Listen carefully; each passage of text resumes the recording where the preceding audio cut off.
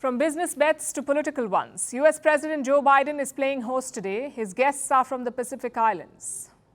You can barely spot them on the map, but these tiny islands are the new flashpoint, a new theater of US-China tensions.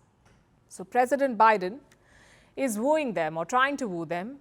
He hosted 14 Pacific Island leaders last year, but this time things are off to a rocky start. Two island countries are not attending: Solomon Islands and Vanuatu. Both of them have built closer relations with China, so clearly lines have been drawn. The White House has not openly talked about this divide. Instead, they are focused on common challenges like climate change. Listen in. We'll be doing here, it will reaffirm his support for strengthening ties with the Pacific Islands and discuss how we address complex global challenges like tackling the existential threat of climate change, advancing economic growth, and promoting sustainable development. Over the past year, we've taken our engagement with PIF countries to new heights, and we're looking toward to continue to deepen our partnerships. It's a charm offensive by Team Biden. He's flaunting America's soft power. Before the summit, the Pacific leaders attended a game of NFL. That's the National Football League. Many NFL stars are of Pacific Island heritage. But beyond that, what is Biden offering? Money and political support. That's what's on the table. The US is planning to open new embassies in the Pacific, one in Cook Islands, the other in Niue. Until now, the US had no diplomatic presence there.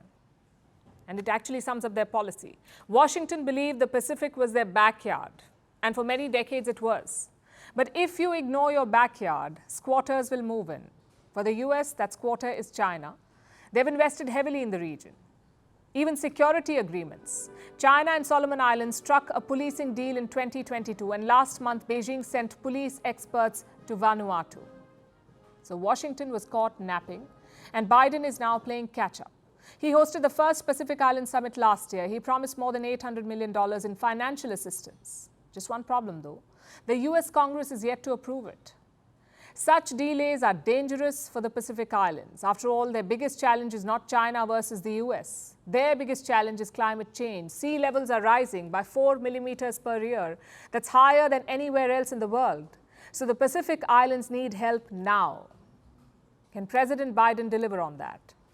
It's the biggest challenge of this summit, convincing the Pacific Islands to trust the US.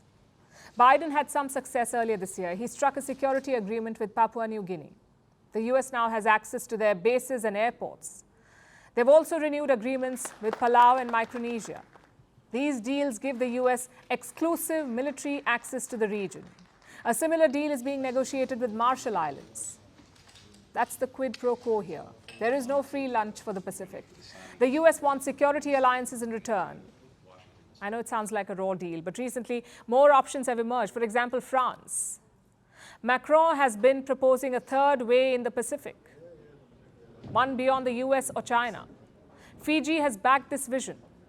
Their government has approved a security deal with France. India is also in the mix, by the way.